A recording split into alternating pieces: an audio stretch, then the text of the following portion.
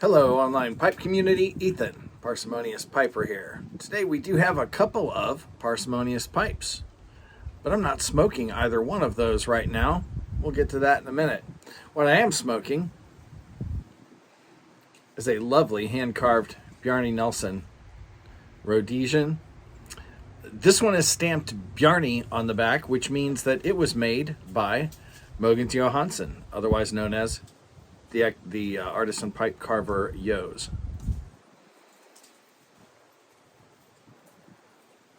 And in it I am smoking my first bowl of Davidoff Scottish mixture. Most of the time, whiskey or alcohol topped blends give me a bit of a bite. So we'll see how that goes as I get down this bowl.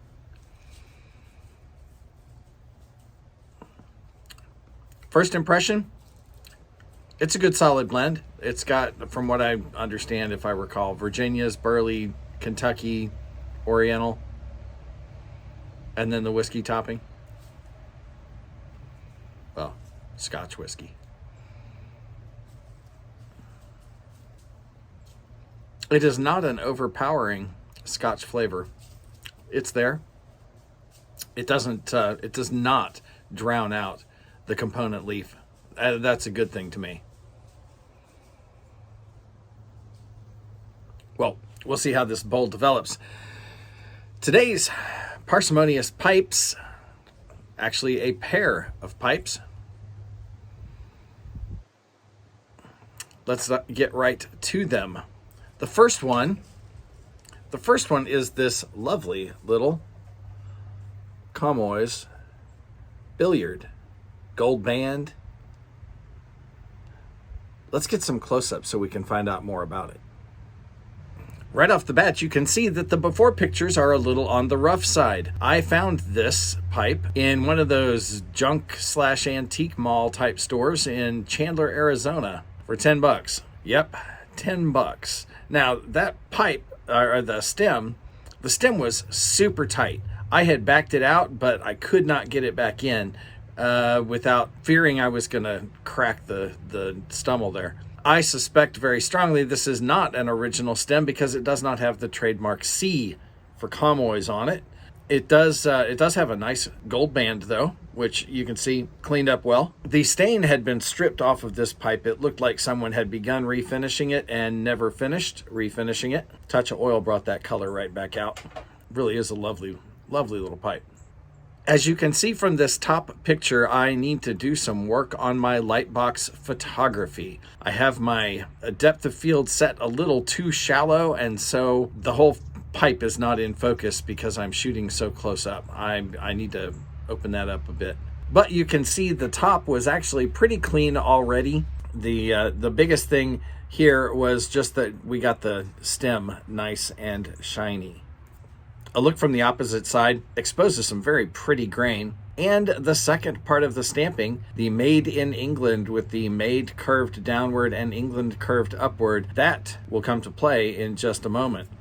Internals, as I said, I suspect that is a replacement stem. It did not fit that well. It was extremely tight, let me put it that way. I cleaned it up, and after I got it all cleaned up and then waxed it a little bit, it's a nice snug fit without scaring me that I'm going to break this old pipe. Now here is a close-up of the stamping on the left side. According to Pipedia, which is referring to an article from the Pipe Collectors Society of America, the group that did the show up there in Ohio recently.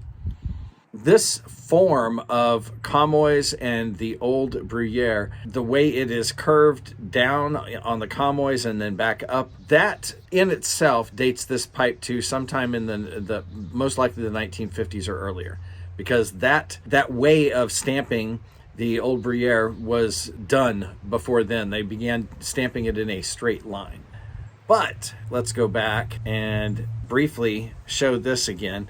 This made in England, the way that is curved, that places this pipe somewhere in the 1920s to 1930s, because that particular stamping ended around World War II. Further, this nice gold band the nice folks at Pipedia have an example of a pipe with a very similar gold band with similar stamping, made in England, and it is an old Bruyere from 1921. Chances are good this pipe came from the 20s just because the 1930s were a depression, and I don't know, would you spend that much money to put gold on a pipe? This was found in, not in a wealthy man's estate. Maybe you would, but I suspect this is actually from the 1920s. So a lovely little pipe, $10. It's really hard to beat that. Replacement stem, yes, but it fits nicely now after getting cleaned up. It'll very likely be a very nice smoker. Now the second one is this. This is an Apple Sunrise. Sunrise was a seconds of Comoy. Let's take a couple of close-up looks at this. I can't tell if that blemish on the left side of the bowl is a pit or a nick, but there is some pretty grain underneath it. In this angle, again, I got to work on my light box work a little bit. You can just see Sunrise, and underneath it, amber grain. On the stem is the Sunrise stamp, which makes this one an authentic stem. A nice closer look at that stamping, very clear still. You can also see on the stem is a little rough. What it looks like someone used something like OxyClean, or what is the oxidation remover from Briarworks. And that always, it gets the oxidation out, but it leaves the stem a little rough. So this stem does need to be sanded down or micro meshed down. I haven't done that yet because I didn't want to lose that stamping. And the stem is black. Flip it around and you see the vintage Briar stamp, as well as what I assume is a shape number. Back that out and there is some very nice grain on this side of the pipe.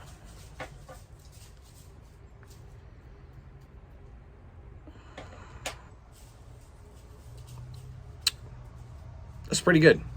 That is not biting me. The 10 note is a little tart, fruity, like lots of red Virginia, but this is not biting like that, and the topping is definitely not either. It's also still, the topping is very unobtrusive. It's a good blend. I'm going to look forward to some more bowls so that I can get more familiar with it. At any rate,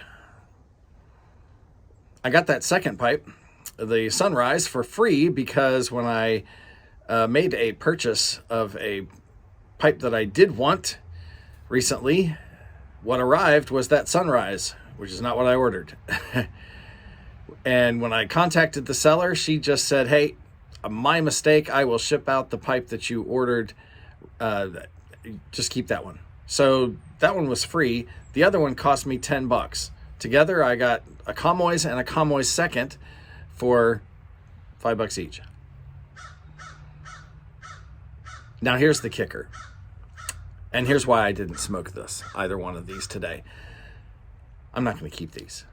They're nice, and it was fun cleaning up the Comoys, especially finding the history behind it to be able to date it in the 1920s, most likely. That was fun. And it's the first pipe that I've gotten from a junk mall that was worth cleaning up.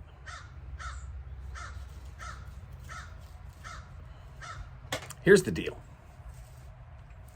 If you have a Comoy's collection of at least 5 pipes, so that you could call yourself at least a casual Comoy's collector,